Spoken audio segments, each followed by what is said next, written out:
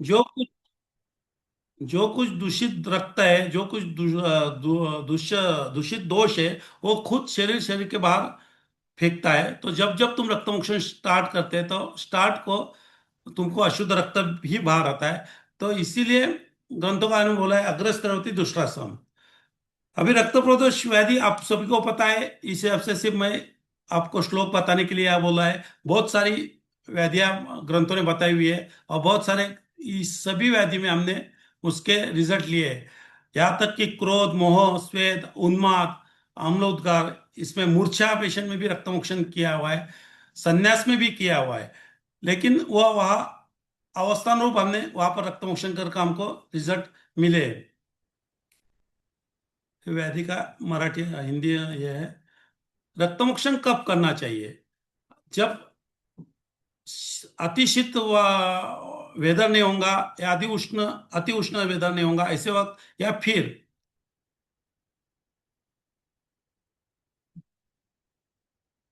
फिर वहां पर मेघाच्छादित भी नहीं होगा, तब रक्तमोक्षण करना चाहिए।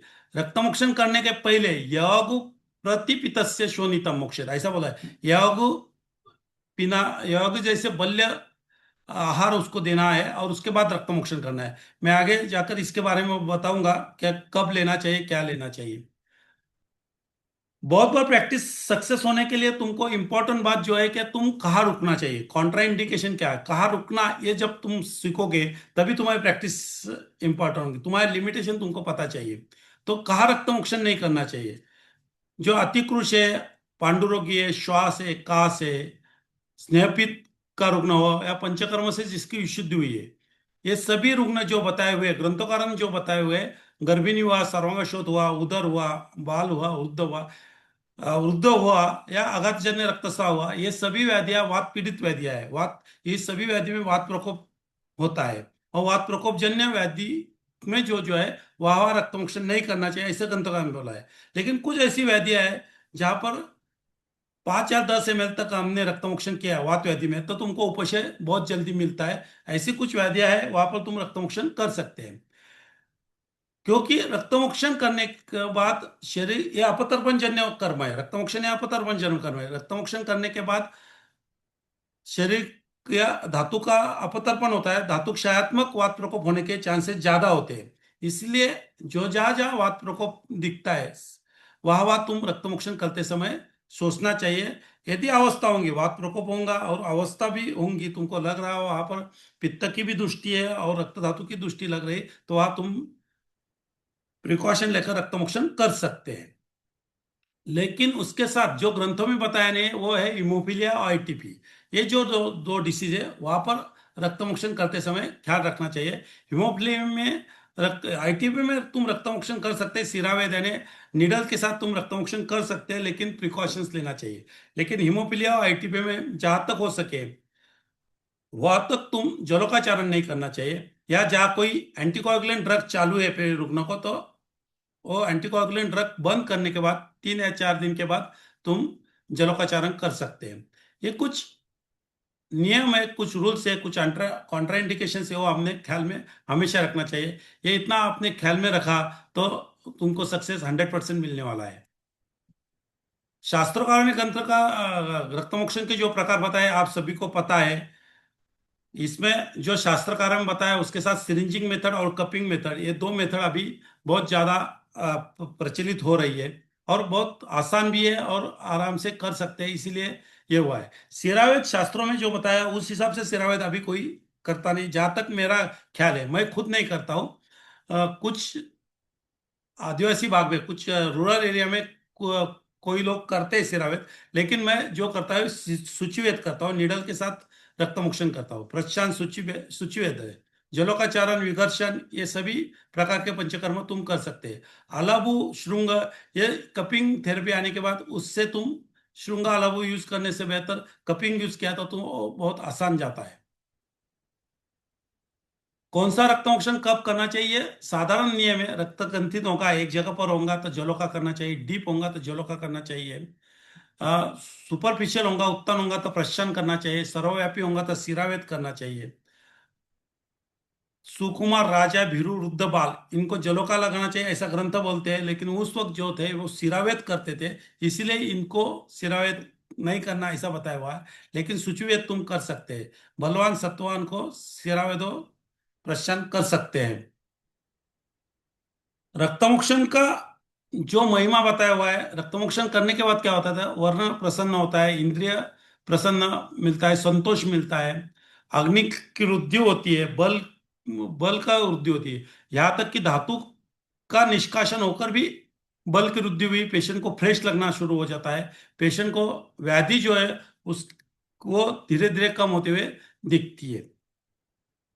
समुचित रक्तमोक्षण के लक्षण कैसे समझने चाहिए, तो लाघव, लघुता एक सबसे इंपॉर्टेंट है। जो व्याधि है वो व्याधि शनि शनि तुमको कम होते हुए तुरंत दिखती है, मन की स्वस्थता मिलती है, वर्ण प्रसन्न होता है, अग्नि की शक्ति बढ़ती है, और शरीर का बल भी बढ़ता है, और आयुष्मान भी बढ़ता है। इसीलिए जीवेत शरद शतम बोला है, और शरद ऋतु में रक्तमोक्षण करना चाहिए ऐसा बताया हुआ है। तो शरद ऋतु में यदि रक्तमोक्षण किया, विरेचन किया, तो पित्त दोष पर तुमने विजय किया, प्राप्त किया, तो तुमको तुम्हारा आयुष्मान बढ़ता है, और जो आयुष्मान बढ़ता है वो पूरी तरह हेल्दी रहता है।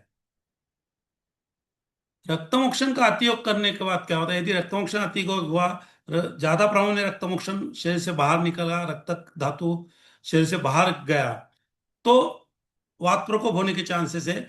रक्त ये इंपॉर्टेंट धातु है, ये हमेशा ख्याल रखना रखता है, जब जब उसका निष्कासन करते हैं तब तब रक्त का रिस्पेक्ट करना बहुत जरूरी है। तो पहले लक्षण आता है शिरोधा होता है, तमोदृश होता है, वर्टाइगो होता है, वैसोवेगल आ सकता है, दृष्टिनाश तक उसको बीमारी आ सकती है। वात प्रकोपजन्य जो जो व्याधियां है, पक्षाघात भी होने के चांसेस ज्यादा होते हैं। तो वात प्रकोपज जो व्याधि है वो होने के चांसेस बताए हुए हैं, और इसमें से काफी कुछ अतियोग अपने प्रैक्टिस में अपने को देखने को मिलते हैं। अतियोग में उपचार क्या करना चाहिए, सिंपल उपचार बताया है, हेड लो करना चाहिए। तो मैं हमेशा मेरे लेक्चर में बोलता हूँ, रक्तमोक्षण है ओटी टेबल पर किया तो बहुत अच्छा होता है, क्योंकि तुमको तुरंत हेड लो दे सकते हैं। अतियोग कोई भी व्यापद है, कोई भी अतियोग ये वात की वजह से होता है, वात ही उसके लिए वजह होती है। तो वात पर विजय पाने के लिए बल्लेबस्ती ये सबसे इंपॉर्टेंट है। बल्ले देने की वजह से वात धातुक्षयात्मक वात प्रकोप जो है वो कम होता है, और तुरंत रुग्ण को आराम प्राप्त होता है। तो बल्ले बस्ती में तुम घृत का भी बस्ती दे सकते हैं, दुग्ध का भी दे सकते हैं, तेल का भी दे सकते हैं। यहाँ पर तुम सोचना नहीं है रुग्ण ने कुछ खाया है या नहीं खाया है, यहाँ पर व्यापक तुमको हैंडल करना है। तो उस वक्त तुम बल्ले बस्ती का यूज कर सकते हैं, अनुवासन बस्ती का यूज कर सकते हैं। बल्ले बस्ती यानी अनुवासन बस्ती में बता रहा हूँ, अनुवासन बस्ती यानी 200 ml तक तुमको बस्ती देना जरूरी है। शीतोपलादी चूर्ण ये सद्य तर्पण करने वाला है, ये आप सभी को पता है। लक्ष्मी विलास रस, शीत जलोपचार, जो जो पंचकर्म के व्यापद है वह शीत जलोपचार ये सबसे इंपॉर्टेंट बताया हुआ है। और कामदुदा मोतियुक्त प्रभाव पंचामृत मोतियुक्त, जो शीत गुण धर्म के है, पित्त शामक जो द्रव्य है, ये तुम यूज कर सकते हैं। यदि वर्टिको ज्यादा आया हो तो सोलह सूक्ष्मकर की मात्रा का चाटन तुम दे सकते हैं। रक्त विस्तारण के बाद पथ्य क्या करना चाहिए, ये बहुत इंपॉर्टेंट है।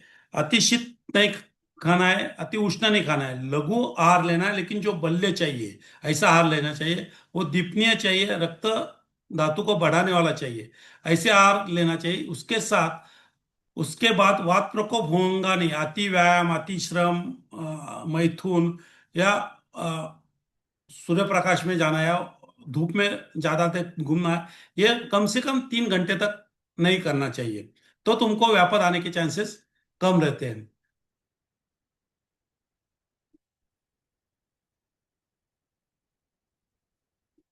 जलोका के बारे में थोड़ा सा ऐसा है, दो टाइप की जलोका है, सविश और निर्विष। हिरिडो डेंटिमेंटल और हिरिडो मेडिसिनलिस हम निर्विष यूज करते हैं, जो मार्केट में आसान से मिलती है। उसके बाद उसकी उपयोगिता मेनली पित्तजन्य व्याधि है, जहाँ जहाँ पस फॉर्मेशन ज़्यादा होता है, जहाँ इन्फेक्टिव डिसीजेज है, वहाँ पर तुम्हारा यूज बहुत होता है। स्थानिक रक्त दुष्टि होंगी, वाइड तो होगा, गंभीर त्वचागत रक्त दुष्टि होंगी तो भी होगा, रुग्ण बल और रक्तहीन होगा, रक्त दुष्टि अवयव मृदु होगा, तो तुम जलों का चारण करना चाहिए।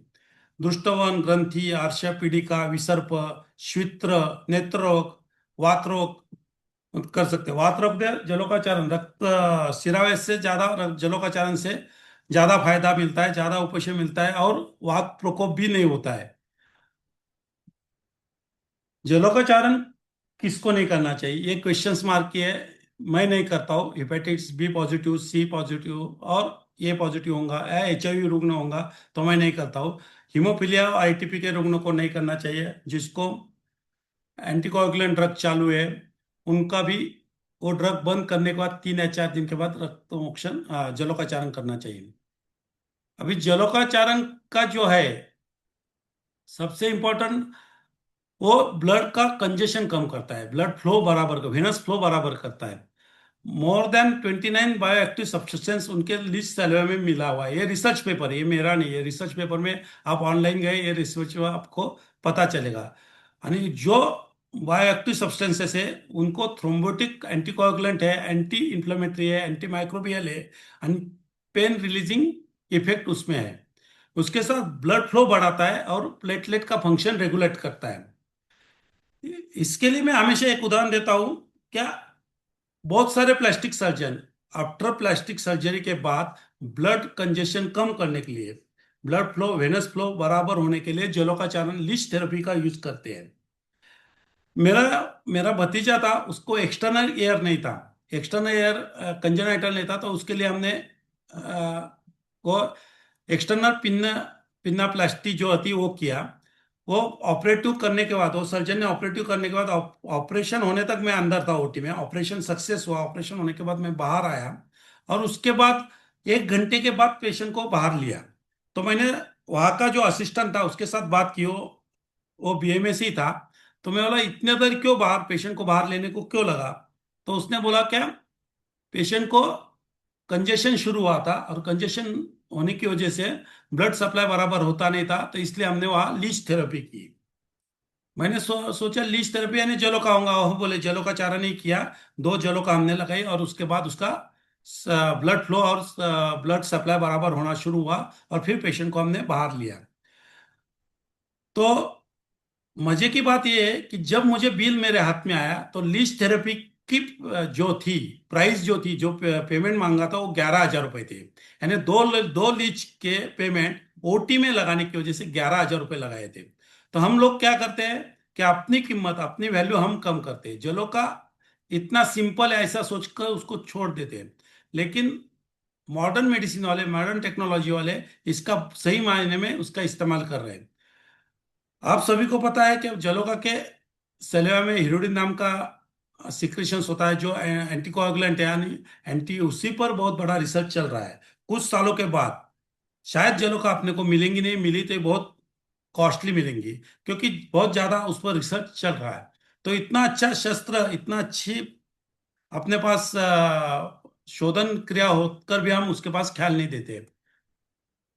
जलोकाचारण करते समय अलग अलग है, जलोका संग्रहण, पूर्व कर्म, प्रधान कर्म, पश्चात कर्म। जलोका संग्रहण कैसा करना चाहिए ये सब किताब में दिया हुआ है, आप उसको पढ़ सकते हैं। तो भी सितंबर अक्टूबर में जो जलोका संग्रहण किया, वो जलोका ज्यादा दिन तक रुकती है। धूप काले में, मई में, अप्रैल में जलोका कोई भी उसको जिंदा नहीं रहती, वो डेड हो जाती है। बहुत सारे प्रिकॉशंस लेने के बाद कुछ मायने में हम उसको संग्रह कर सकते हैं। लेकिन सितंबर अक्टूबर से जलों का लिया तो मार्च तक उसका हम संग्रह अच्छी तरह कर सकते हैं। जलों का यूज करने के पहले तुम उसको हरिद्रा शोधन करना चाहिए, ये पूर्व कर्म में। जलों का चारण ये तुम विदाउट स्नेहन स्वेदन कर सकते हैं। स्नेहन स्वेदन के बाद जलों का चारण किया तो उसके रिजल्ट ज्यादा मिलेंगे। लेकिन स्नेहन स्वेदन के सिवा भी यदि जलों का चारण किया तो भी स्थानिक दोषों की दृष्टि होंगी, स्थानिक जगह पर दोष अवस्था होंगी, तो तुम जलोकाचारण किया तो तुमको तुरंत रिजल्ट्स मिलेंगे। जलोका की वीडियो है, उसमें नहीं जाऊंगा मैं। सिरावेद में भी पूर्व कर्म, प्रधान कर्म, पश्चात कर्म, ये तीनों इंपॉर्टेंट है। पूर्व कर्म को तुम स्नान स्वेदन कर कर फिर रक्तमोक्षण करना चाहिए। 3 से 5 दिन तक तुम स्नान देकर, बाद में 6ठे दिन तुम विश्राम दिन स्वेदन देकर 7वें दिन रक्तमोक्षण कर सकते हैं। लेकिन रक्तमोक्षण के लिए स्नेह स्वेदन जरूरी है ऐसा नहीं है। दूसरे पंचकर्मों के लिए दोष, शाखागत दोष कोष्ठ में लाना जरूरी रहता है, इसलिए स्नेह स्वेदन की जरूरत ज्यादा होती है। लेकिन यहाँ ऑलरेडी शाखागत दोष ही अपने को शाखा से बाहर निकालना है, वेन से बाहर निकालना है। इसलिए स्नेह स्वेदन न करते हुए यदि तुमने रक्तमोक्षण किया तो तुमको उपशय मिलता है। फिर बाद में वापस स्नेह स्वेदन कर कर शेष दोष के लिए वापस एक बार तुम 15 दिन या 3 हफ्ते के बाद रक्तमोक्षण कर सकते हैं। सिरावैद करते समय ये रूल है, हर हर डिसीज का सिरावैद की जगह बताई हुई है, ग्रंथों ने बताई हुई है, मैं आगे चलकर आपको बताऊंगा। लेकिन यदि आपको सिरा नहीं मिली तो मर्म स्थान छोड़कर उस व्याधि के नजदीक जो सिरा आपको प्राप्त है वहां से तुम रक्तमोक्षण कर सकते हैं। बहुत सिंपल सिंपल नियम ग्रंथकारों ने बताए हुए हैं, सूत्र में बताए हुए हैं, सिर्फ उसको पढ़ना जरूरी है। ग्रंथ पढ़ना बहुत जरूरी है। ग्रंथ चरक संहिता पढ़ो, सुश्रुत संहिता पढ़ो, वाग्भट संहिता पढ़ो। ये तीनों ही ग्रंथ जो संहिता है वो पढ़ना, बार बार पढ़ना जरूरी है। कल आदरणीय तपन जी ने भी आपको बताया होगा, क्योंकि वो तो चरक संहिता पर तो प्यार ही करते हैं। वो धन्वंतरी जी पर जितना प्यार नहीं करते उससे ज्यादा चरक संहिता पर प्यार करते हैं। तो संहिता पढ़ना बहुत जरूरी है, और बार बार पढ़ने के बाद हर सूत्र का अर्थ अपने को पता चलता है। सिरावैद की व्याधि है तो ये सब किताब में दिया है, लेकिन अभी जो दिखते हैं वो अनओवुलेटेड साइकिल, स्कॉर्पियन बाइट, प्रतीक्षा है, सोरासिस, वेरिकोस वेन, ये व्याधि में भी तुम सिरावेद कर सकते हो और तुमको रिजल्ट्स मिलता है, वो आगे मैं बताऊंगा आपको। प्रश्चान कर्म, प्रश्चान कर्म करते समय जब जब प्रश्चान करेंगे तो वो पैरेलल लेना है उसको। हम स्काल्प से करते हैं, ब्लेड से करते हैं, तो उससे तुम प्रश्चान कर को वहां पर सिर्फ पश्चान कर छोड़ दिया तो भी रिजल्ट मिलते हैं। यदि तुम कपिंग या सिरिंज मेथड यूज किया तो उससे ज्यादा फायदा मिलता है। लोकल होगा और तुरंत रिजल्ट्स मिलना चाहिए, तो स्थानिक दृष्टि होंगी तो तुम उत्तान स्थान में होगा तो पश्चान कर्म और अलावा से तुमको तुरंत रिजल्ट्स मिलता है। रक्तमोक्षण कब करना चाहिए मैंने पहले बताया। यहाँ पर सबसे इंपॉर्टेंट है, भोजन के तुरंत बाद रक्तमोक्षण नहीं करना चाहिए, ये बताया हुआ है। लेकिन रक्तमोक्षण ये तो अपतर्पण जन्य प्रक्रिया है। यदि तुमने भोजन नहीं करेंगे तो रक्तमोक्षण किया तो अपतर्पण जन्य वात प्रकोप होने के चांसेस होते हैं। तो भोजन के तुरंत बाद तुम रक्तमोक्षण करना चाहिए क्या? तो ग्रंथों ने उसको सीधा सीधा बताया कि भोजन के तुरंत बाद रक्तमोक्षण नहीं करना चाहिए। रक्तमोक्षण करते समय आमाशय रिक्त भी नहीं होना चाहिए, आमाशय पूरा भरा हुआ है भी नहीं होना चाहिए। बाकी पंचकर्म करते समय आमाशय में दोष की उपस्थिति जरूरी है, लेकिन सिरावेद करते समय, रक्तमोक्षण करते समय दोषों की कोष्ठ में जरूरी नहीं, वो शाखागत होना चाहिए।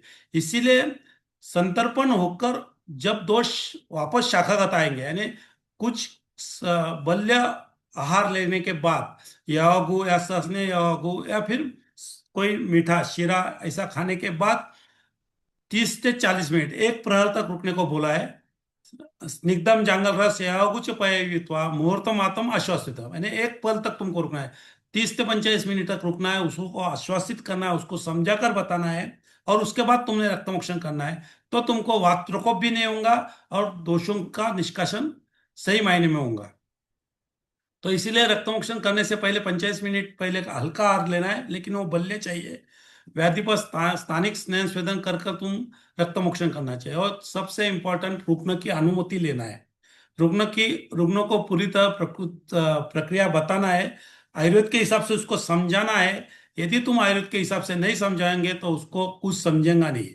क्योंकि इम्प्योर ब्लड हम बाहर निकालते हैं ऐसा बताया तो वो बोलेंगे हर वेन में इम्प्योर ब्लड रहता है। तो अपने आयुर्वेदिक टर्म जो है रक्तमोक्षण की टर्म, आयुर्वेदिक रक्त, अशुद्ध रक्त के लक्षण आयुर्वेदिक भाषा में उनको समझाना चाहिए। उनके ब्रेन पर बम्बार्डिंग करना जरूरी है, तो ही आयुर्वेद का प्रचार अच्छी तरह होगा। पेशेंट अपने पास आते समय उसने बोलना ही चाहिए, मुझे जलोकाचारण करना है, मुझे रक्तमोक्षण करना है, मुझे होमन करना है, मुझे लूज परगेटिव्स लेना है, ऐसा ना बोलते हुए मुझे ओमेटिंक लेना है, मुझे एनिमा लेना है, ऐसे शब्द ना यूज करते समय उसने ये शब्द यूज करना चाहिए, बस्ती लेना है, ओमन लेना है, विरेचन लेना है, उत्तर बस्ती लेना है। और काफी काफी मायने में ये अभी अपने रुग्णों में प्रचलित हुए शब्द है। काफी रुग्ण व्हाट्सएप यूनिवर्सिटी से या फिर ऑनलाइन उसका स्टडी करके अपने पास आते हैं, तो उनको अभी काफी तरह से ये शब्द मालूम हुए हैं। लेकिन ये शब्द को हमने अपने प्रैक्टिस में यूज करना बहुत जरूरी है, तो ही आयुर्वेद का सही मायने में प्रचार होगा। सिरावेद के बाद क्या खाना चाहिए? तो दोष दुष्ट नहीं होगा ऐसा आहार विहार लेना चाहिए। वो बल्य होना चाहिए। सिरावेद रक्तमोक्षण करने के बाद दोषों की गति, ये शाखागत दोष शाखा कोष्ठ में जाना शुरू होता है, तो उसको जाने देना चाहिए, उसको स्थिर होना देना चाहिए, उसके बाद खाना खाना चाहिए। तो कम से कम 3 घंटे तक कुछ नहीं खाना है। 3 घंटे के बाद रक्तवर्धक आहार विहार और जो स्निग्ध है और अग्निवर्धन करने वाला है, ऐसा आहार लेना चाहिए। सामान्य नियम है, HB 10 mg तक चाहिए। हमने 7 से 8 mg का भी किया है, लेकिन वापस वही मेरा शब्द हमेशा रहेगा, क्या उसकी अवस्था थी इसीलिए किया है। BP 100 से 70 तक चाहिए। शरद ऋतु में तुम कभी भी स्वास्थ्य रक्षण के लिए शिरावेद कर सकते हैं। अवस्थानुरूप तुम शिरावेद बार बार कर सकते हैं, 15 दिन 3 हफ्ते में भी कर सकते हैं। और स्नेह स्वेदन के बाद शिरावेद किया, स्नेह स्वेदन का रक्त मोक्षण किया, तो उसके रिजल्ट्स ज्यादा मिलते हैं। अभी ये बताते समय मैं कुछ व्याधि के बारे में बताऊंगा कि कहाँ कहाँ पर हम यूज कर सकते हैं। तो आर्शिया ऐसी एक व्याधि है कि वहां पर हम रक्तमोक्षण यूज कर सकते हैं। उसमें थ्रोम्बोस, एक्सटर्नल थ्रोम्बोसाल्स पाइल्स, या फिर 3rd degree internal plus external piles, यहाँ पर तुम जलों का चारण किया, तो तुरंत जो थ्रोम्बिंग पेन्स है, वो थ्रोम्बिंग पेन्स तुम्हारे तुरंत कम होते हैं। वहाँ का स्वेलिंग कम होता है, कंजेशन, अभी मैंने जो बताया प्लास्टिक सर्जन, वहाँ का कंजेशन कम होता है। वो उस कंजेशन कम होने की वजह से वो एक्स्ट्रा जो प्रोलेप्स पेन्स है वो अंदर चले जाते हैं। वो पेन्स कम होने के बाद पेशेंट को रिलीफ मिलता है। लेकिन यहाँ पर पेशेंट की अनुमति और तुम्हारा कॉन्फिडेंस ये बहुत जरूरी है। लेकिन एक्सटर्नल थ्रोम्बोस्पाइल्स में तुम इंटरनल से ज्यादा एक्सटर्नल थ्रोम्बोस्पाइल्स में तुम ब्लाइंडली इसका यूज कर सकते हैं। सेकंड, कुष्ठ कुष्ठ व्याधि मेरे हर लेक्चर में रहता है कि अभी आयुर्वेद के दिन बहुत अच्छे हैं। हर फैकल्टी आयुर्वेद की होनी चाहिए, यानी एक डर्मेटोलॉजिस्ट होना चाहिए, कॉस्मेटोलॉजिस्ट होना चाहिए, गैस्ट्रोएंटरोलॉजिस्ट होना चाहिए, गायनेकोलॉजिस्ट होना चाहिए, ऑर्थोपेडिक होना चाहिए, यानी संधिवात तज्ञ भी होना चाहिए, स्पाइन केयर थेरेपी का भी तज्ञ होना चाहिए। ऐसे हर डिपार्टमेंट, न्यूरोलॉजिकल डिपार्टमेंट भी होना चाहिए अपना। और उसमें भी हार्मोन का एक एंडोक्राइन ग्लैंड स्पेशलिस्ट होना चाहिए। तो इसमें अलग अलग अपने जो ब्रांचेस है उसमें एक कंसल्टेंट बनना चाहिए, और उसी के पास हमने अपने पेशेंट रेफर करना चाहिए। तो सही मायने में आयुर्वेद का प्रचार होगा। तो एक कुष्ठ ये अपना ब्रेड ऑफ ब्रेटर है। कुष्ठ व्याधि यानी कुष्ठ में हर तरह का स्किन डिसीज जो है, हर तरह के फंगल इन्फेक्शन है, ये हम कुष्ठ में ले सकते हैं। उसका कंपैरिजन हम कर सकते हैं। 100% कंपैरिजन करने की जरूरत नहीं है अपने को।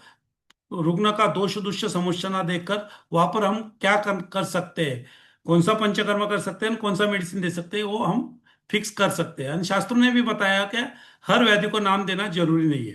तो कुष्ठ के जितने भी प्रकार है, 18 प्रकार के कुष्ठ बताए, 11 शूद्र कुष्ठ, 7 महाकुष्ठ।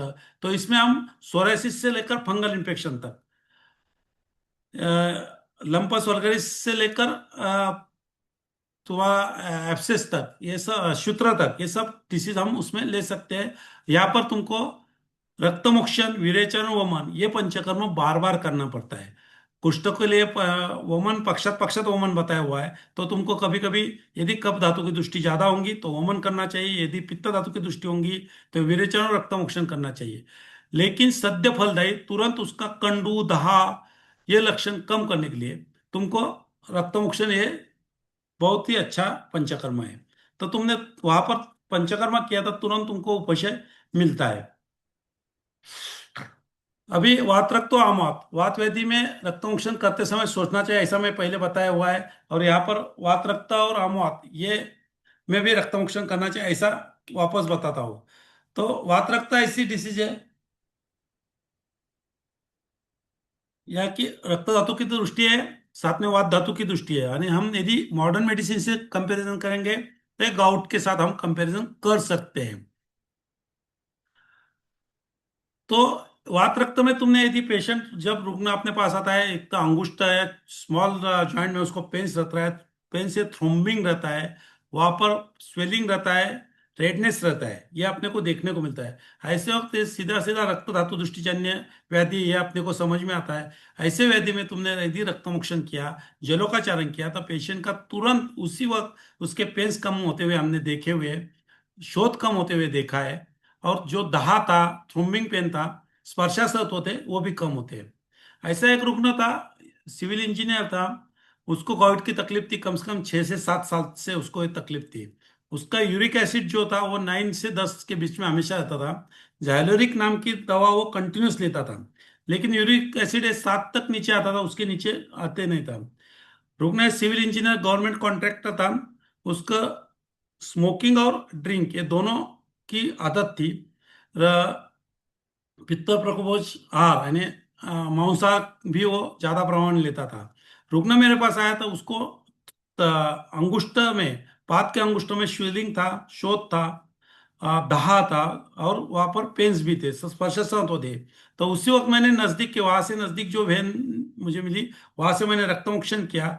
रक्तमोक्षण करने के बाद उसके लक्षण कम हुए, स्पर्शस्राव तो कम हुए, स्वेलिंग तो वैसा रहा लेकिन स्पर्शस्राव तो कम हुआ, थ्रोम्बिंग जो पेन्स थे वो कम हुए। एक 10 दिन की उसको अमृता क्वाथ और एरन तेल, अमृता सुंठ सिद्ध क्वाथ और एरन तेल, ये 10 दिन तक, और कुछ मेडिसिन वो वात रक्त पर चलने वाली, रक्त धातु पर दृष्टिजन्य, केशव गुग्गुर, अमृतादि गुग्गुर या रक्तपाचक, ऐसी मेडिसिन दी। 10 दिन के बाद वो जब रुग्ण मेरे पास आया तब उसका स्वेलिंग और दहा ये लक्षण टोटली कम हुआ था। माइल्ड उसको पेन्स थे। तो उसके बाद उसको जलोकाचारण किया। जलोकाचारण करने के बाद उसके पेन्स तुरंत कम हुए। जब 1 महीने के बाद उसका यूरिक एसिड किया, जो 10 के नीचे 7 तक ही आता था, वो विदाउट जाइलोरिक वो 5.5 के करीब आया। तो इतने जल्दी इतने अच्छे रिजल्ट्स तुम ले सकते हैं, और उसके साथ ये एविडेंस बेस आयुर्वेद भी तुम लोगों को बता सकते हैं। यूरिक एसिड कम हुआ तो पेशेंट खुश हुआ, क्योंकि उसको पता कि जो यूरिक एसिड जाइलोरिक से कम नहीं हो रहा था, सालों साल वो जाइलोरिक ले रहा था, वो सिर्फ 1 महीने की दवा से, आयुर्वेदिक दवा से कम हुआ। फिर उसको सहस्त्र बस्ती, योग बस्ती का कोर्स किया, विरेचन किया, और उसके बाद ट्रीटमेंट, 3 महीने के बाद मैंने ट्रीटमेंट बंद की। हर सितंबर अक्टूबर महीने में वो खुद आता है और रक्तमोक्षण विरेचन पंचकर्म कर लेता है। तो उसको कभी कभी थोड़ा भर तकलीफ होती है, लेकिन उसी वक्त रक्तमोक्षण किया था उसका प्रॉब्लम सॉल्व होता है। तो वात रक्त जैसे व्याधि में हम रक्तमोक्षण से उसको तुरंत उपशम मिल सकता है। सेकेंडली, आम वात व्याधि में भी दोषों को शरीर के बाद पंचकर्म करते समय आम पाचन होना बहुत जरूरी है, ऐसा बताया हुआ है। लेकिन रक्तमोक्षण ऐसा एक पंचकर्म है का आम होगा, आम अवस्था होंगी तो तुम रक्तमोक्षण कर सकते हो, और आम अवस्था में रक्तमोक्षण किया तो तुमको तुरंत रिजल्ट मिलता है। तो वो रिजल्ट मिलने के लिए तुमको उस वक्त जो थ्रोम्बिंग पेन है, वृश्चिक दंशोथ जो पेन है, वो कम करने के लिए तुम यदि रक्तमोक्षण किया तो तुमको तुरंत उपशम मिलता है। वहां जलोकाचारण से ज्यादा जल्द उपशम मिलता है। नेत्र रोग में बहुत सारे डिसीज में हमने रक्तमोक्षण किया है। ग्रंथों में बताया हुआ है, नेत्र रोगेषु ललाट्याम मोक्षे स्थिराम, यानी अपांग स्थान पर यदि तुमने जलोकाचार रक्तमोक्षण किया तो तुमको तुरंत उपशम मिलता है। ऐसे 2 केस तो आपके सामने मैं बताऊंगा। ये पहली जो केस है, तो विनरल केरेटोकंजक्टिविटिस थी। यह रुग्ण था, 30 साल का लड़का था। इस रुग्ण को कंटिन्यूअस सिक्रीशंस थे, रेडनेस था और पेन था। आंखें कंटिन्यूअस उसकी रेड रहती थी और पेन्स रहते थे। हर तरह की ट्रीटमेंट उसकी हुई थी, स्टेरॉइड ड्रॉप्स भी डालकर हुए थे। ऑप्थेल्मोलॉजिस्ट के पास 2 बार उसने लेजर थेरेपी भी किया था, लेकिन ये सिम्टम्स उसके कुछ कम होते नहीं थे। रुग्ण जब मेरे पास आया तो वही सिम्टम्स लेकर आया था। उसके जो सिम्टम्स देखकर मैंने उसको जलोकाचारण किया, अपांग स्थान पर उसकी जलोका लगाई, और जलोकाचारण आधे घंटे में करने के बाद उसका जो थ्रोम्बिंग पेन था वो तुरंत कम हुआ। और फिर उसको 10 दिन की रक्तपित्त शामक दवा देकर, रक्तपाचक वटी, रक्तपाचक जो काढ़ा बताया हुआ है ग्रंथों में वो, और रक्तपित्त शामक दवा और त्रिफला घृत देकर उसको 10 दिन के बाद बुलाया। 10 दिन के बाद जब रुग्ण मेरे पास आया तब उसका रेडनेस टोटली कम हुआ था, सिक्रीशंस कम हुए थे, और पेन्स भी कम हुए थे। फिर उसको वापस एक बार जुगुलर वेन से रक्तमोक्षण किया, और जुगुलर वेन से रक्तमोक्षण करने के बाद 15 दिन के बाद उसको सस्नेह विरेचन दिया। तो ये पूरी ट्रीटमेंट 1 महीना चले, और 1 महीने में उसका पूरी जो रेडनेस तो सिम्टम्स थे वो पूरी तरह उसको उपशम मिला। तो जो सालों साल एलोपैथी ड्रग्स लेकर, मॉडर्न मेडिसिन के ड्रग्स लेकर इसको उपशम नहीं मिलता था, वो अपने आयुर्वेदिक ट्रीटमेंट से, रक्तमोक्षण जैसी ट्रीटमेंट से 1 महीने में मिला। सेकंड जो केस है वो विट्रस हेमरेज की, ये केस तो बहुत बढ़िया है। ये रुग्ण का एज था 17 इयर्स। ये एक ऑप्थेल्मोलॉजिस्ट के पास गया, जो आयुर्वेद पदवीधर थी लेकिन ऑप्थेल्मोलॉजिस्ट की प्रैक्टिस करती थी। ऐसे डॉक्टर के पास वो गया, तो उसको शाम को 5:30 बजे अचानक उसको दृष्टि नाश हुआ, उसको कुछ भी दिखना बंद हो गया। तो उसने देखा, तो उसने वहां पर विट्रस हेमरेज ये डायग्नोस किया। पेशेंट को यहाँ से पुणे शिफ्ट करना जरूरी था। तो उसके लिए उसको 5 घंटे थे, और वो पेशेंट की पेएबल कैपेसिटी नहीं होने की वजह से बोले हम सेकंड डे जाएंगे। तो वो जो डॉक्टर थी वो आयुर्वेदिक डॉक्टर थी, बीएमएस आयुर्वेद किया था, और कुछ दिन मेरे पास उसने ऑब्जर्वरशिप किया था। तो उसने मुझे पूछा, सर इसके लिए कुछ कर सकते हैं क्या? जब मैंने हिस्ट्री लिया तो पेशेंट को नासागत रक्तस्राव की हिस्ट्री मिली, और नासागत रक्तस्राव के लिए उसने कुछ ड्रॉप्स, एलोपैथी ड्रॉप्स लिए थे, उससे उसका नासागत रक्तस्राव कम हुआ, और सेकंड डे उसको ये तकलीफ चालू हुई। तो आयुर्वेद के हिसाब से मेरी संप्राप्ति यहाँ पर मेरे ख्याल में ही ये उर्ध्वगत रक्तपित्त है, ऐसा सोचकर जो दोषों की गति थी, वो दोषों की गति शरीर से बाहर आ रही थी, वो रुकाई, इसीलिए वो उसको ऊर्ध्वगत स्थान में, नजदीक के स्थान में उसका रक्तस्राव होकर उसको तुरंत दृष्टिनाश हुआ है, विट्रेस हेमरेज हुआ है। ये मैंने डायग्नोस किया, उसको जलोकाचारण किया। मजे की बात क्या ऐसी है कि उसको जलोका, वहां पर 3 जलोका लगाए, और 3 जलोका लगाने के बाद जैसा जैसा ब्लड सकिंग शुरू हुआ, वैसे वैसे पेशेंट की विजन आना शुरू हुई। पेशेंट की विजन पूरी तरह, जब जलोकाचारण पूरा हुआ तब उसकी विजन टोटली आई, वो बोले मुझे पूरी तरह अभी दिख रहा है। यानी विद इन 30 मिनट्स जो वेट्रस हेमरेज ऐसा नाम लेकर मेरे पास आया था, वो पेशेंट को विजन पूरी आई। तो कंफर्मेशन के लिए मैंने उस डॉक्टर के पास वापस भेजा, और उसका विजन चेक किया। तो उसका 1 घंटे के बाद उसकी विजन 6/6 थी। तो इसके बाद हमें अनेक रुग्णों में रक्तमोक्षण, नेत्र रोगों में हमने रक्तमोक्षण किया है और जलोकाचारण किया है। आदिमंत ग्लाइकोमा में बहुत अच्छे रिजल्ट है, रेटिनल डिटैचमेंट, डायबिटिक रेटिनोपैथी में बहुत अच्छे रिजल्ट है। जहां जहां तुमको ब्लड सप्लाई कम होता है, उद्योजक व्याधि में तुम रक्तमोक्षण कर सकते हैं या जलोकाचारण कर सकते हैं। विद्रव्य का जब अपक्व अवस्था है, पच्चमान अवस्था है, ऐसे वक्त तुमने रक्तमोक्षण किया तो तुमको तुरंत उपशम मिलता है। ग्रंथों में पार्श्वशूल, पार्श्व वक्षा, स्तनांतरे या तुम रक्तमोक्षण कर सकते हैं ऐसा बताया है। और अचरुत्ता अवस्था में यदि रक्तमोक्षण किया तो आगे आने वाली अवस्था तुम रोक सकते हैं। विद्रव्य में रक्त धातु की दृष्टि तो मिलती है, दोषों की भी दृष्टि मिलती है। तो यहाँ पर दोष का पाक भी होता है, और साथ में धातु का भी पाक होता है। और ग्रंथकार ने बताया कि धातु पाक का अवस्था होंगी तो तुरंत उसको चिकित्सा करना चाहिए, क्योंकि धातु पाक अवस्था ये सीरियस होती है, वो ज्यादा क्रिटिकल होती है। तो ऐसे वक्त तुमने रक्तमोक्षण किया है, तो तुम धातुपात अवस्था रुका सकते हैं, और चिरुता अवस्था में ही उसको उपशम मिल सकते हैं। उसमें 2 उदाहरण दे सकते हैं। एक अपेंडिसाइटिस में भी तुम अच्छी तरह, यदि अपेंडिसाइटिस का रुग्ण तुम्हारे पास आया और उसको मैकबर्निस पॉइंट पर रक्तमोक्षण किया है, मैकबर्निस पर जलोकाचारण किया है, यदि तुम्हारे पास जलोका नहीं होगा तो नजदीक के वेन से, यानी क्यूबाइटल वेन से भी तुमने रक्तमोक्षण किया, तो उसको लक्षण कम होते हुए तुमको दिखेगा। अपेंडिसाइटिस के ऐसे काफी रुग्णों को हमने जलोकाचारण से उपशम मिला है। बात यह है कि जलोकाचारण करने के बाद ज्वर भी कम होता है, वोमिटिंग, नौशिया और लूज मोशन, जो अपेंडिसाइटिस के सिम्टम्स वो भी कम होते हुए दिखते हैं।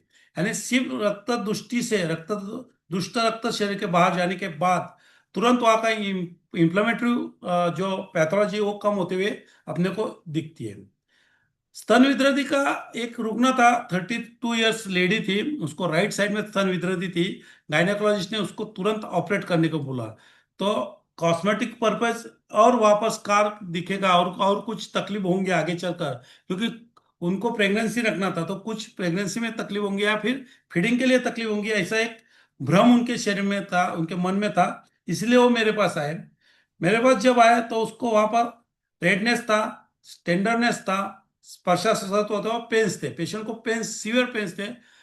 तो उस अवस्था को मैंने रक्त दुष्टिजन्य अवस्था पकड़ लिया, अचिरुत्ता अवस्था पकड़ी। उसी वक्त मैंने रक्तमोक्षण किया, क्यूबेटल वेन से रक्तमोक्षण किया, 70 to 80 ml तक रक्तमोक्षण किया, और कुछ रक्तपाचक को तज्ञ शुद्धिकरण रक्त धातु पर काम करने वाली दवा उनको दी। 6 दिन के बाद उनको रुग्ण को वापस मिला। जब मैंने रक्तमोक्षण किया उसी वक्त उसको पेन्स कम हुए थे और वहां का स्पर्शास्वत्व कम हुआ था। 5 दिन की दवा से ये सिम्टम्स टोटली उसके कम हुए और उसका हम शल्यकर्म रुका सके। जो मैंने पहले श्लोक के वक्त बोला, क्या रक्तमोक्षण का काम होता है, जहाँ औषधि कर्म काम कर नहीं करता है और पेशेंट को शल्य कर्म करने की जरूरत है, उस अवस्था के वक्त तुमने रक्तमोक्षण किया तो तुम कुछ मायने में शल्य सर्जरी रुका सकते हैं, सर्जरी को रोक सकते हैं। सर्जरी जहां जहां जरूरत है वहां सर्जरी करना चाहिए, शास्त्रकारों ने भी बताया हुआ है, आयुर्वेद ने भी बताया हुआ है। लेकिन तुम जहां जहां रुका सकते हैं तो वहां रक्तमोक्षण जैसे चिकित्सा से रुकाना चाहिए। विसर्प के बारे में आपको मैंने पहले बता दिया। विसर्प ये में रक्तमोक्षण ये रामबाण है, इंस्टेंट रिजल्ट देने वाला है। सब अपना एक ब्रह्मास्त्र है विसर्प में। हर्पिस के हर प्रकार के हर्पिस में यदि तुमने रक्तमोक्षण कर कर उसको ट्रीटमेंट दी तो तुमको उपशम मिलता है। गुदरसी, गुदरसी हम सभी को पता है वात व्याधि जन्य है, और वात प्रकोप होने के चांसेस ज्यादा होकर भी गुदरसी में शास्त्रकारों ने बताया कि जानुसंधि के 4 अंगुली नीचे और ऊपर तुमने रक्तमोक्षण करना चाहिए। यदि गुदरसिम होगा पेशेंट, साइटी का पेशेंट होगा नहीं, तुमने ये रक्तमोक्षण किया तो पेशेंट को चलते नहीं आता, जब अपने पास आता तब सीवियर पेन्स होते, लेकिन रक्तमोक्षण किया तो तुरंत उसके पेन्स कम होते और उसको पेशेंट मूवेबल होता है, पेशेंट खुद चलना शुरू हो जाता है। यानी बहुत बार मजाक मजाक में हम बोलते हैं कि पेशेंट को उठाकर लाया और वो चलते हुए घर पर गया। ये हमने खुद ने देखा है। या मजाक ये नहीं बात, लेकिन वो अवस्था तुम्हारे ख्याल में होनी चाहिए। ये अवस्था यदि तुम्हारे ख्याल में आई तो तुमको इंस्टेंट रिजल्ट दे सकते हैं। तुम जनरल प्रैक्टिस में भी रक्तमोक्षण यूज करके पेशेंट को उपशय दे सकते हैं।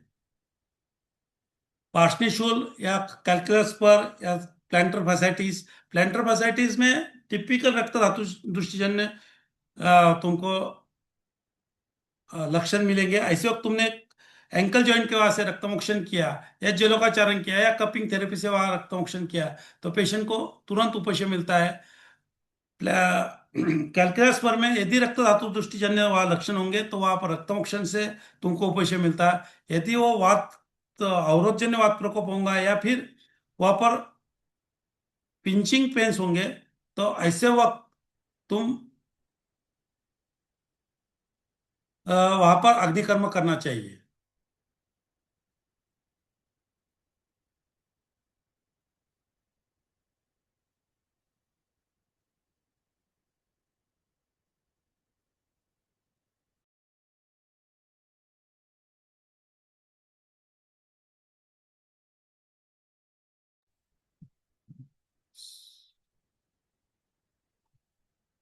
बड़ा इंस्ट्रक्शन देना था इसलिए रुका।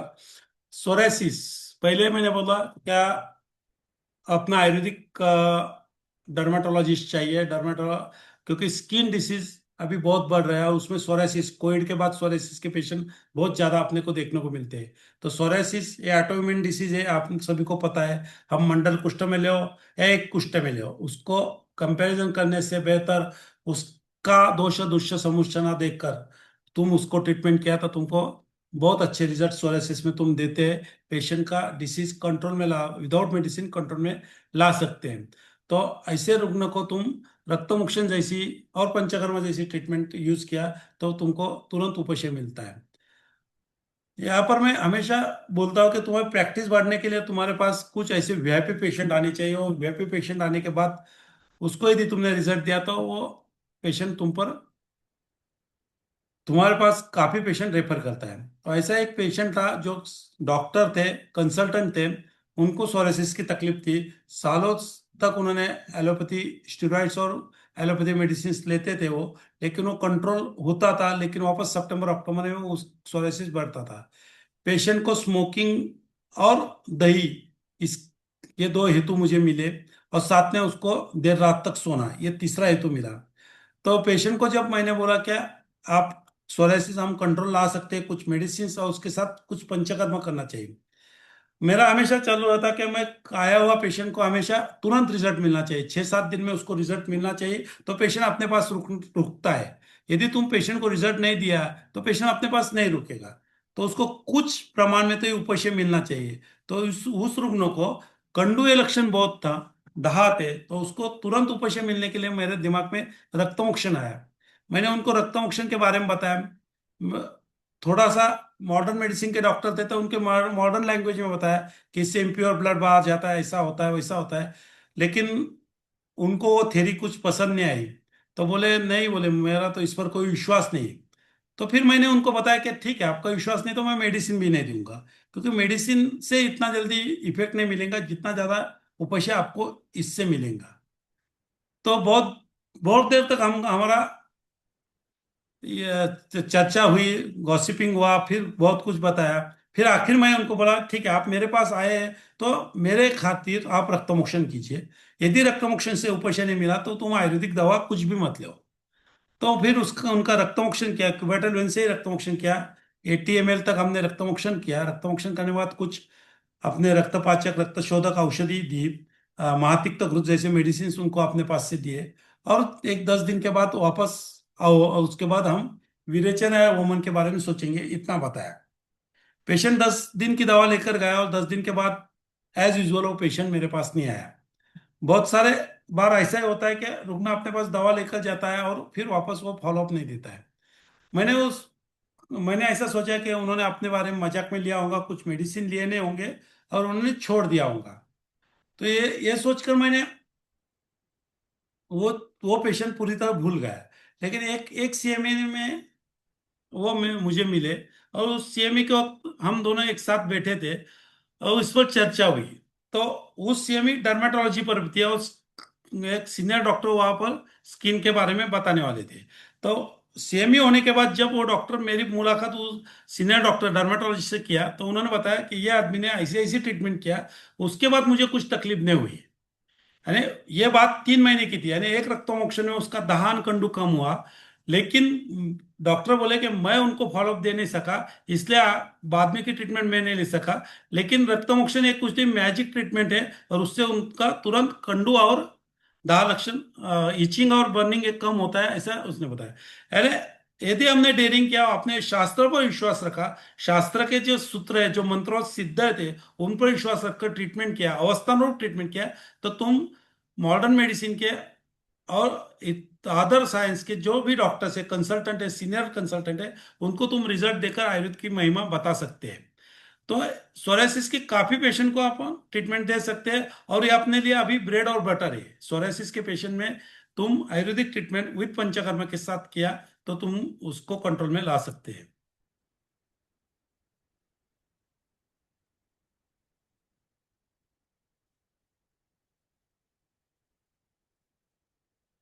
यही सोरासिस का पेशेंट है। लेकिन इसको रक्तमोक्षण के बाद वोमन किया, और वोमन के बाद विद इन 15 दिन ये पेशेंट अच्छा हुआ। विश्वासी जैसा गुदरसी में है, वैसा ही विश्वासी में करना चाहिए। फ्रोजन शोल्डर में है। यहाँ पर गलती क्या होती है, फ्रोजन शोल्डर में अग्निकर्म का भी यूज होता है, फ्रोजन शोल्डर में रक्तमोक्षण का भी होता है। जहां जहां थ्रोम्बिंग पेन है वहां रक्तमोक्षण करना चाहिए, और जहाँ पीकिंग पेन है, जहाँ अवरोधजन्य है, जहाँ स्तंभ हुआ है, वहां पर तुम अग्निकर्म करना चाहिए। ये तुमको ख्याल, यह अवस्था तुम्हारे ख्याल में आना चाहिए। यह अवस्था ख्याल में आई तो तुरंत तुमको रिजल्ट मिलता है। वैसे पार्श्वशूल में मृत्तिका शल्य अग्निकर्म और रक्तमोक्षण, ये तुमको फिक्स करना पड़ेगा। अनेक मुख रोग में तुम रक्तमोक्षण कर सकते हैं। जीवाओष्ट, हनुत है, या फिर गम्स में आने वाली ग्लैंड हो, या मुखपाक हो, ऐसे रुग्ण को तुम रक्तमोक्षण से उपयोग कर सकते हैं।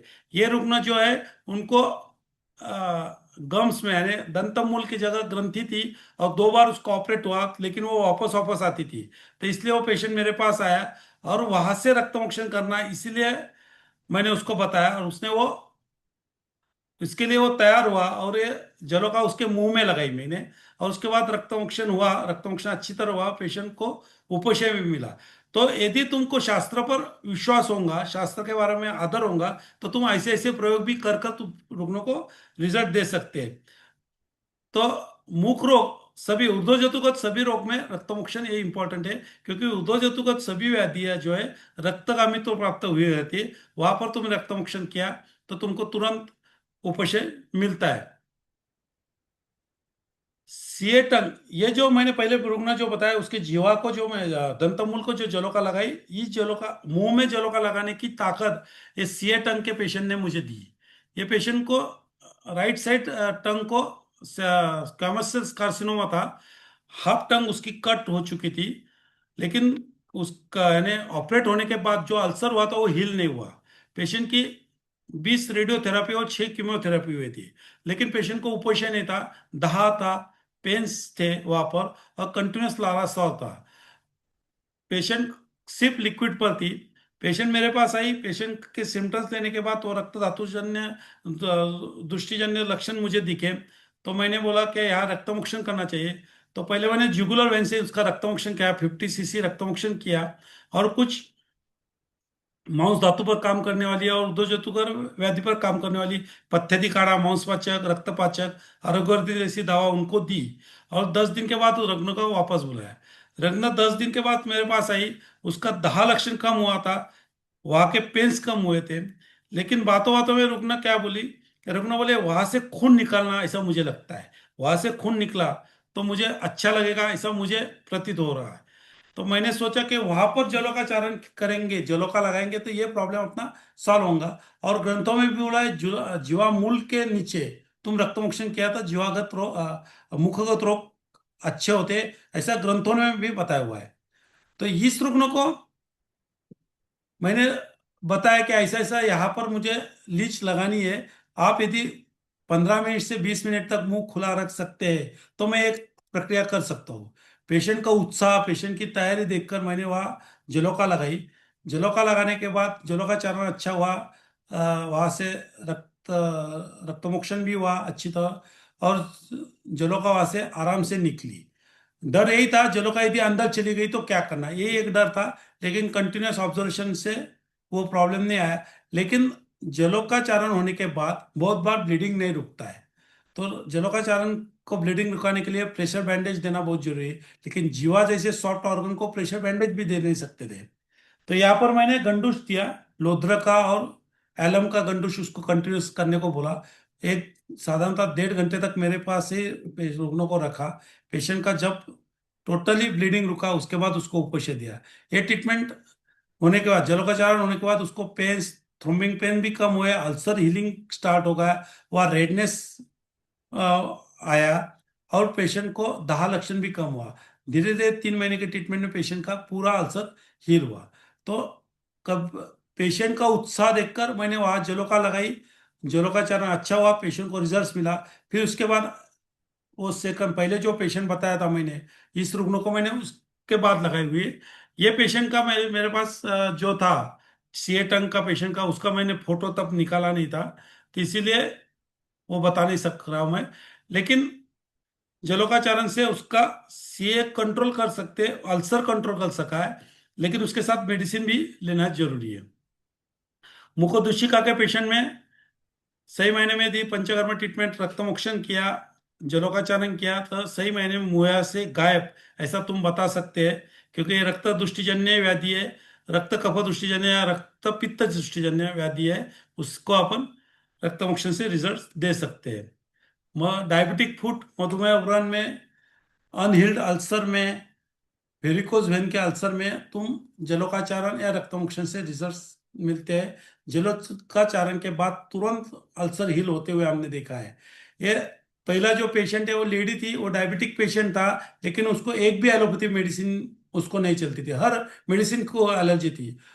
तो वो जब मेरे पास आई तब उसको डायबिटिक के मेडिसिन भी आयुर्वेदिक दिया, और जलोकाचारण ट्रीटमेंट, धावन और पट्टबंधन, आपने जाते तेल से पट्टबंधन और त्रिफला दारो से धावन, और साथ में जलोकाचारण। जलोकाचारण हर हफ्ते में मैंने ऐसे 4 बार किया, तो उसका पूरा 1 महीने में उसका अल्सर हील हुआ, टोटल उसका पाव अच्छा हुआ, और डायबिटीज के मेडिसिन की वजह से शुगर भी उसकी कंट्रोल में आई।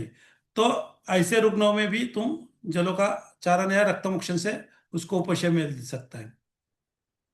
अर्टिकेरिया शीत पित्त के पेशेंट जनरल प्रैक्टिस या दैनंदिन प्रैक्टिस में बहुत सारे पेशेंट आते हैं, सालों साल सेट्रिजिन जैसे एंटी एलर्जिक जैसे ड्रग वो लेते थे। ड्रग लेने के बाद 24 घंटे से 48 घंटे तक उसको तकलीफ कम होती है, लेकिन उसके बाद वापस आर्टिकेरिया होती है, दाह होता है, इचिंग होता है, ऐसे रुग्ण को उसी वक्त तुमने रक्तमोक्षण किया तो ये लक्षण कम होते हैं। दाह भी कम होता है, कंडू भी कम होता है।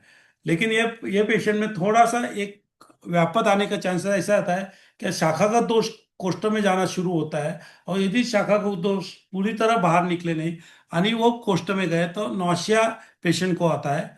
पेशेंट को उल्टी जैसा लगता है। जब यदि पेशेंट को ये लक्षण उसी वक्त आया, आधे घंटे में आया, तो उसी वक्त तुमको उसको लघु वमन देना चाहिए।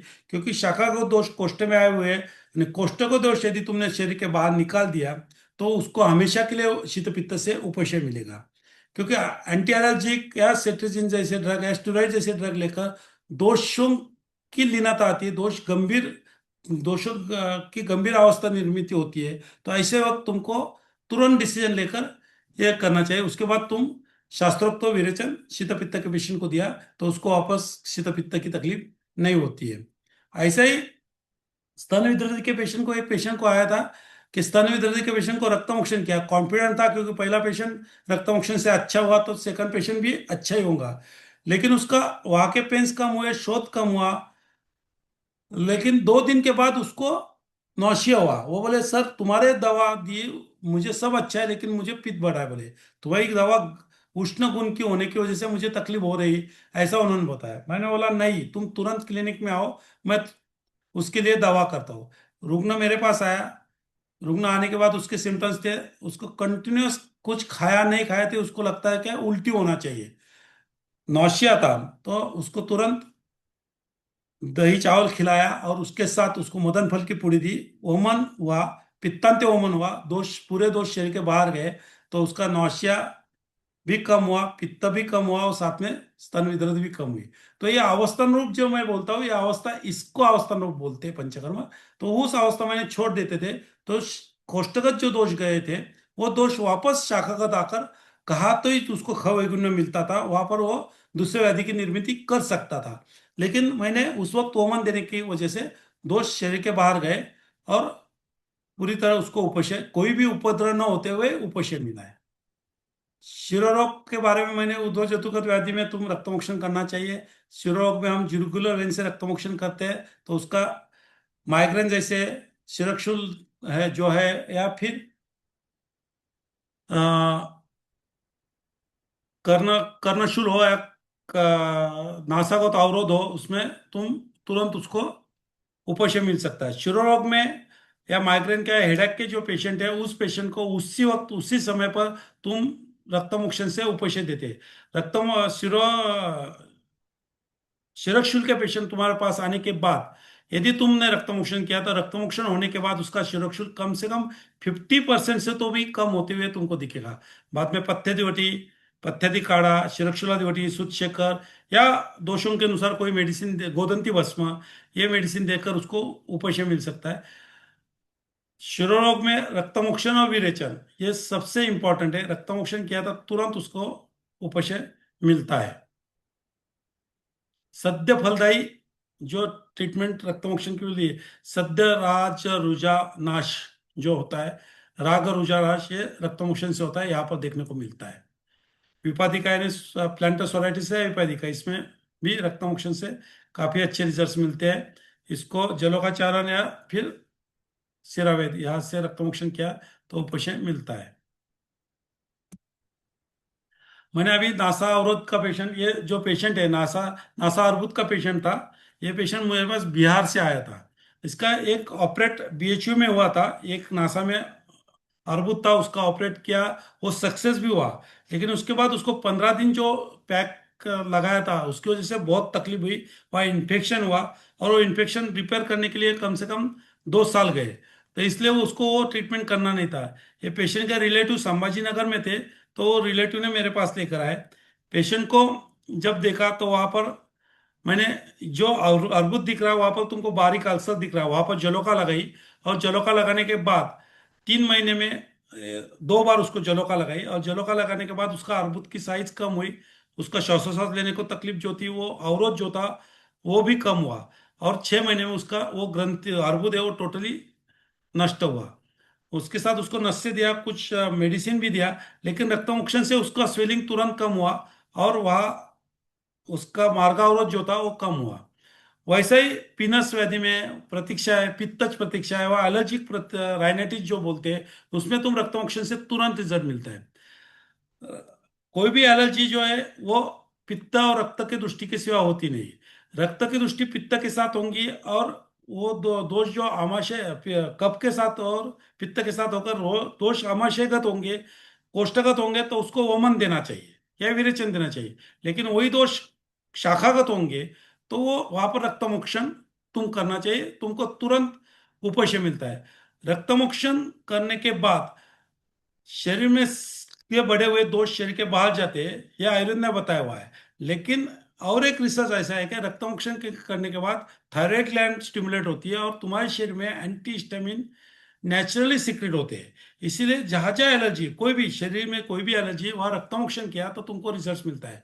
एलर्जिक राइनाइटिस हो या शीतपित्त हो, एलर्जिक स्किन डिसीज हो, या फिर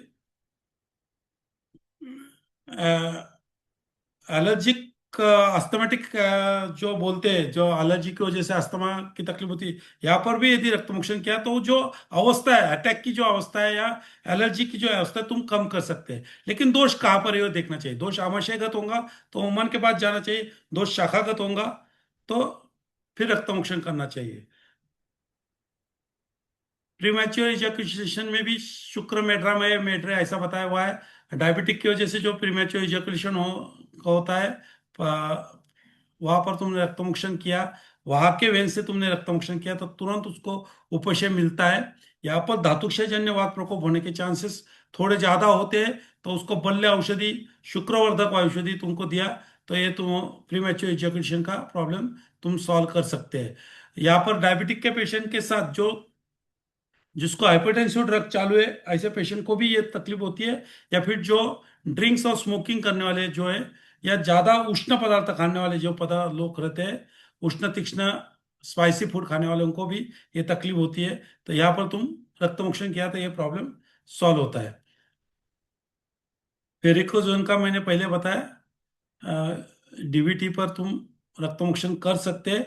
डीवीटी के वक्त तो उसको यदि इकोस्प्रिन चालू होंगी तो वहाँ के डॉक्टर, जिस डॉक्टर ने उसको इकोस्प्रिन चालू किया, उसका फिटनेस लेकर 3 दिन तक इकोस्प्रिन बंद करने के बाद यदि तुमने जलोकाचारण किया तो जो थ्रोम्बोस है वो कम होने में मदद होती है। लेकिन ये अंडर प्रिकॉशंस करना चाहिए। कुछ कंसल्टेंट फिजिशियन या कार्डियक पेशेंट या हिमेटोलॉजिस्ट तुम्हारा फ्रेंड्स होना चाहिए, या फिर उसके साथ टाइप करके करना चाहिए। क्योंकि यदि थ्रोम्बोस वहां से निकल गया, छोटा होकर वहां से औरत से निकल गया और ऊपर जाकर कहा मेन वाइटल ऑर्गन में अटक गया, तो पेशेंट को इमरजेंसी आ सकती है। तो ये ख्याल में रखना चाहिए। वेरिकोज अल्सर में कोई प्रिकॉशन लेने की जरूरत नहीं, तुम तुरंत वहां पर रक्तमोक्षण जलोकाचारण कर सकते हैं। मंडल कुष्ठ के बारे में बताया मैंने, उसका भी है। और स्कॉर्पियन बाइट में भी तुम रक्तमोक्षण कर तुरंत उसी वक्त तुमको रिजल्ट मिल सकता है। आप सभी को मालूम में स्कॉर्पियन बाइट में जाइलोकेन इंजेक्शन या फिर एंटी एलर्जिक और स्टेरॉइड्स, एंटी हिस्टामिनिक इंजेक्शन देते हैं। इतना देकर भी, लोकल जाइलोकेन इंजेक्शन ले देकर भी पेशेंट को पेन्स कभी कभी कम नहीं होते। तो ऐसे पेशेंट को, या डायरेक्ट उच्छिक दोष का स्कॉर्पियन बाइट का पेशेंट तुम्हारे पास आया तो वहां से तुम नजदीक के वेन से तुमने रक्तमोक्षण किया, तो ये लक्षण तुरंत कम होते हुए दिखते हैं। पेशेंट के पेन्स कम होते हैं, नमनेस कम होता है, स्वेलिंग कम होता है। ये मेरा 32 पेशेंट का एक्सपीरियंस है। यहाँ पर मैं सिर्फ स्कॉर्पियन बाइट बोल रहा हूँ, दूसरा बाइट नहीं बोल रहा हूँ। मेरे एक स्टूडेंट ने, मैंने स्कॉर्पियन बाइट के बारे में बताने के बाद उसने मेरे पास पेशेंट देखा। वो गांव में प्रैक्टिस करता था, चंद्रपुर के नजदीक एक गांव है, वहां पर प्रैक्टिस करता था। वहां उसके पास स्नेक बाइट का पेशेंट आया और उसने वहां रक्तमोक्षण किया। रक्तमोक्षण के बाद पेशेंट, स्नेक बाइट किसका था उसको पता नहीं था, लेकिन पेशेंट को उपशम नहीं मिला, पेशेंट सीरियस हुआ। फिर बाद में बड़े हॉस्पिटल में उसको एडमिट करना पड़ा। तो ऐसी गलती कभी नहीं होना चाहिए।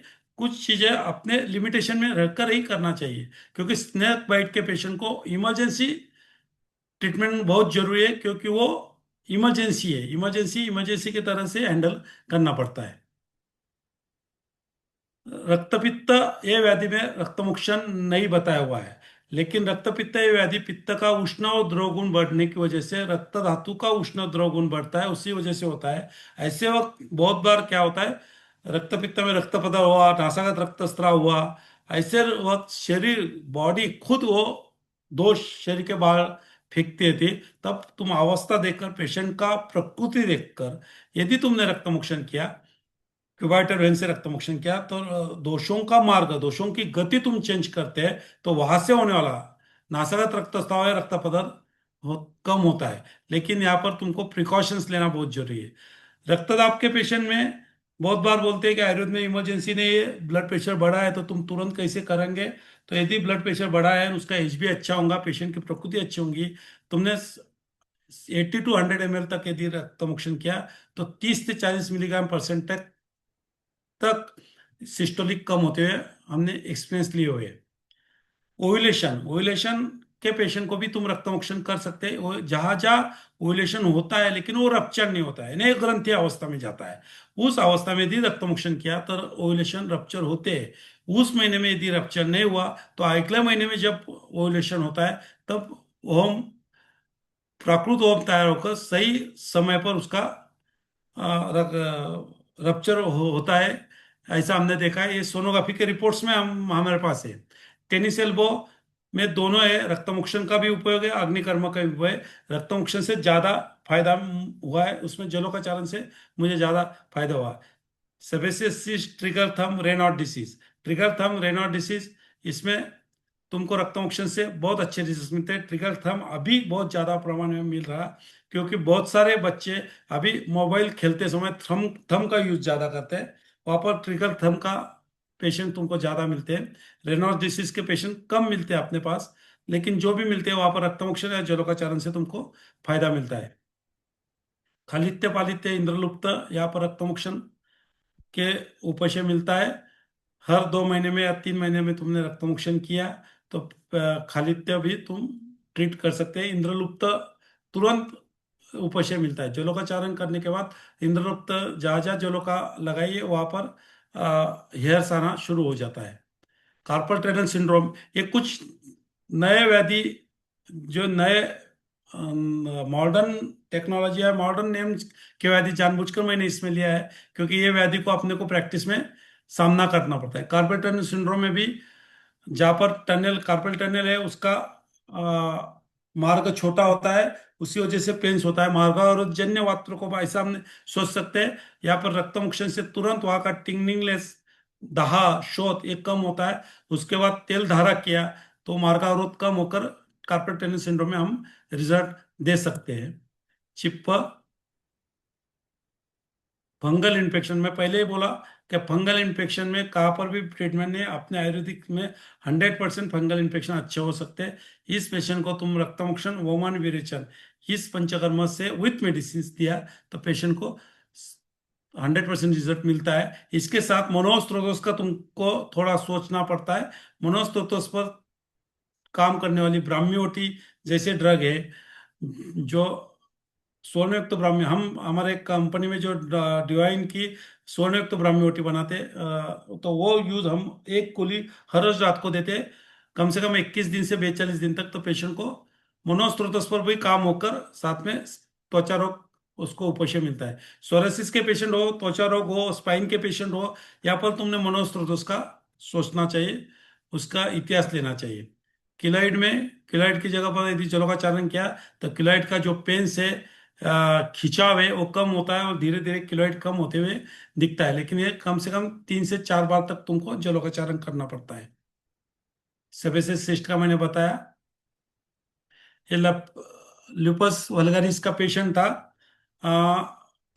स्किन की बायोप्सी हुई थी, स्टेरॉइड्स पर उसको रखा गया था, कंटिन्यूस स्टेरॉइड्स लेना ऐसा बताया। केएम हॉस्पिटल मुंबई का उसको ट्रीटमेंट चालू थी। पेशेंट मेरे पास आया, आते ही जो सिम्टम्स थे वो रक्त धातु दृष्टिजन्य थे। मैंने रक्तमोक्षण किया। रक्तमोक्षण के बाद ये पेशेंट का ड्रेसिंग करते करते मुझे 1.5 घंटा मेरा गया। बहुत स्मेल था। पेशेंट का ड्रेसिंग किया, रक्तमोक्षण करने के बाद 2 दिन के बाद पेशेंट को नौशिया था। पेशेंट मेरे पास एडमिट था, तो नौशिया करने के था, तो इसलिए उसको तुरंत लघुवमन दिया। लघुवमन के बाद अग्निमांद्य दूर हुआ, अग्निवर्धन हुआ, और ये लंपस वल्गरिस वो कम होते हुए दिखा। फिर जलोकाचारण किया। ये सब ट्रीटमेंट कम से कम 6 महीने तक चली। पेशेंट अभी भी अंडर कंट्रोल है, पेशेंट पूरी तरह अच्छा नहीं हुआ, लेकिन अंडर कंट्रोल है, with medicine, with panchakarma patient को ये बीमारी, मेनली उसके मुंह में जो था वो टोटली गया है। वो खाना खा सकता है, पानी पी सकता है, या लिक्विड ले सकता है। पूरे गले पर और पीठ पर और चेस्ट पर उसको कुछ प्रमाण में है, लेकिन बार बार पंचकर्म कर कर उसको उपशय देते हैं हम। आखिर जाते जाते ये विचार आपके लिए छोड़ता हूँ, मायोकार्डियल इंफार्क्शन, अंजीना पेक्टोरिस और कोरोनरी आर्टरी ब्लॉक में जलोकाचारण करना चाहिए क्या?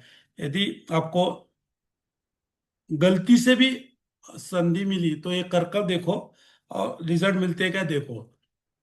मेरा एक्सपीरियंस इसमें कम है, लेकिन मैं हमेशा इस लेक्चर में ये बोलता हूँ कि जहाँ जलों का यदि हिरुडिन नाम का एंटीकोगुलेंट सीक्रेट करता है, तो शायद हो सकता है, या फिर डीवीटी में यदि उपशय मिलता है तो कोरोनरी आर्टरी ब्लॉक में भी मिल सकता है। लेकिन ये यहाँ का ज्ञान पूरी तरह चाहिए तो तुम करना है। यदि किसी को इसमें काम करना है तो कर सकते हैं। व्यापत के लिए टाइम होगा तो बोलता हूँ, नहीं तो फिर रुकता हूँ मैं, madam. Yes sir. Thank you very much sir, बहुत अच्छे से बताया आपने। रक्त मोक्षण का आपका अनुभव काफी साल से आप काम कर रहे, तो काफी अच्छा लगा। Thank you very much sir for your time. आप समय समय पर अपना जो भी ज्ञान है आप सभी को बांटते रहते हैं, अच्छा लगा। कुछ क्वेश्चंस है सर, क्वेश्चंस लेते हैं कुछ। सर आप चैट बॉक्स में देख पा रहे हैं क्वेश्चंस को?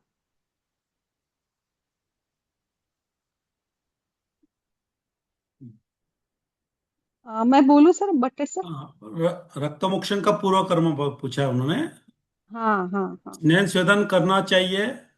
मैंने पहले ही बताया, रक्तमोक्षण में स्नेह करने के बाद रक्तमोक्षण किया तो उसके रिजल्ट ज्यादा मिलते हैं। लेकिन यदि अवस्था होंगी तो तुम तुरंत रक्तमोक्षण कर सकते हैं, बाद में वापस स्नेह स्वेदन करके वापस रक्तमोक्षण कर सकते हैं। विदाउट स्नेह स्वेदन भी रक्तमोक्षण कर सकते हैं। Okay okay. Sir varicose veins के बारे में पूछा है, कहाँ कैसे करें? वेरिकोज वेन के वेरिकोज वेन पर जलों का नहीं लगाना है, उसके बाजू में लगाना है, थोड़ा प्रिकॉशंस लेकर। वहां पर यदि तुमने लगाया तो तुमको रिजल्ट मिल सकते हैं। वेरिकोज वेन के बाजू में लगाना है, नजदीक लगाना है। Direct okay. वेरिकोज वेन पर नहीं लगाना है, क्योंकि ब्लीडिंग बहुत लग गई तो डरना नहीं, ब्लीडिंग बहुत होता है, तो तुमको प्रेशर बैंडेज बहुत देर तक रखना है। जलों का यही एक ख्याल में रखना है, जलों का चारण जब भी करोगे तब तो पेशेंट का ब्लीडिंग रुकना चाहिए। मैंने व्यापन में बताना था, तो एक पेशेंट था, मल्टीपल माइलोमा का था, कीमोथेरेपी चालू थी और 2 बार उसका बोन मैरो ट्रांसप्लांट हुआ था। मेरा दोस्त ही था वो पेशेंट को, तो उसको मल्टीपल बॉइल्स थे, तो इसलिए हमने जलों का चारण किया। जलों का चारण अच्छा हुआ, और उसके बाद ड्रेसिंग कर कर ब्लीडिंग रुका, और पेशेंट को घर पर जाने को बोला। हम हर पेशेंट को 3 घंटे तक आराम करने को बताते हैं, लेकिन ये पेशेंट घर पर ना जाते हुए उसका शॉप था, उस शॉप पर जाकर बैठा। रात को 9:30-10 बजे जब वो घर पर गया तो पूरा उसके कपड़े ब्लीडिंग से भरे हुए थे। फिर वो पेशेंट मेरे पास आया, उसको रात को 1 बजे तक हमने उसको प्रेशर बैंडेज देकर वो ब्लीडिंग रुकाया। यानी ये जो आपद हुआ वो अपनी गलती से नहीं हुआ, पेशेंट की गलती से हुआ, लेकिन बदनाम तो आयुर्वेद हो रहा था। तो ये हम्म। प्रिकॉशंस लेना चाहिए, ब्लीडिंग रुकने के बाद ही पेशेंट को घर पर भेजना चाहिए, और उसको 2 से 3 घंटे तक कंप्लीट बेड रेस्ट लेना चाहिए। तो फिर वापस व्यापद होने के चांसेस कम रहे, या फिर तुम्हारे पास हॉस्पिटल होगा तो 3 घंटे तक तुम तुम्हारे हॉस्पिटल में रख सकते हैं। तो ओके सर। वेरिकोज वेन में वो ख्याल रखो बहुत। अच्छा। सर इसमें कैसे करेंगे हम, लाइक जो हिमोरेजिक सिस्ट वगैरह होता है उसमें कहाँ पर करना चाहिए? आप जलों का चारण करें तो बहुत अच्छा है, नहीं जलों का किया तो क्यूबाइटल वेन से कर सकते हैं। राइट साइड में होगा तो राइट साइड क्यूबाइटल वेन से कर सकते हैं, राइट साइड में होगा तो लेफ्ट साइड में होगा तो हम्म। लेफ्ट क्यूबाइटल, नजदीक के वेन से रक्तमोक्षण करना चाहिए ऐसा बोला हुआ है, तो तुम कर ठीक सकते हैं वहां से। ठीक है। वैसे बेस्ट इसमें भी विदृति में भी वही है, मतलब साइड में ऐसे करना होगा? हो। Okay sir. और ये सोरियासिस में? सोरासिस में पूरे बॉडी को होगा तो क्यूबाइटल वेन से हाँ करते हैं हम, हाँ हाँ हाँ। या फिर जहां पर होगा वहां नजदीक वेन होंगी तो वहां वेन से करते हैं। अच्छा। ओके। एंड लाइक अभी आपने जो एक केस शेयर किया था विसर्प का, तो वहां पर कहाँ पे किया था, ऐसे कुछ क्वेश्चन है? जुगुलर वेन से रक्त मोक्षण किया था मैंने पहला उसका। अच्छा अच्छा, हाँ हाँ। Second okay. सेकंड क्यूबेटल वेन से किया था, वह जलोका नहीं लगाई थी क्योंकि ऑलरेडी क्या होता है, जलोका से कभी कभी कंडू बढ़ता है पेशेंट को हाँ हाँ। अच्छा कुछ। हाँ हाँ। यानी उस वक्त कंडू बढ़ा तो फिर यदि उसने इचिंग किया तो इन्फेक्शन होने के चांसेस होते हैं। तो ये थोड़ा सा वहाँ पर अच्छा। ख्याल में रखना चाहिए। ओके हर पेशेंट को सर। होता है ऐसा नहीं, लेकिन होता है कुछ पेशेंट में। Best okay sir. विद्रदी में रक्तमोक्षण स्थान क्या असर हाँ। है कितनी। राइट क्यूबाइटल से किया था, या वहां पर तुम नजदीक के वहाँ जलों का लगाया तो भी चलेगा, या फिर जिस साइड में होगा, राइट में होगा तो राइट क्यूबाइटल से। राइट क्यूबाइटल वेन ये सार्वधायिक रक्तमोक्षण के लिए सबसे अच्छे है।